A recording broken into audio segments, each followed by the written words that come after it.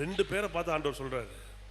ஒருத்தன் வந்து சொல்றான் ஒரு வார்த்தை, சொல்லுங்க ஆண்டவரே, என் வேலைக்காரன் வரலாம் வேணாம் ஆண்டவரே, அதுக்கெல்லாம் நான் தகுதியே கிடையாது, ஒரு வார்த்தை சொல்லுங்க. இன்னொரு அம்மா வந்து சொல்லுது,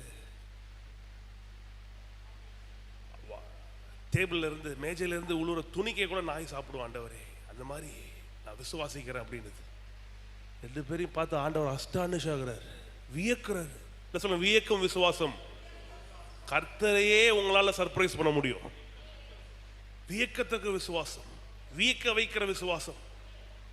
எந்த யூதனும் இப்படி கர்த்தரை விசுவாசிக்கல. புறஜாதி, இந்த ரெண்டு பேருமே புறஜாதிகள். எல்லாம் சொல்லுங்க என்ன மாதிரி. ஆமென் சொல்லுங்க என்ன மாதிரி.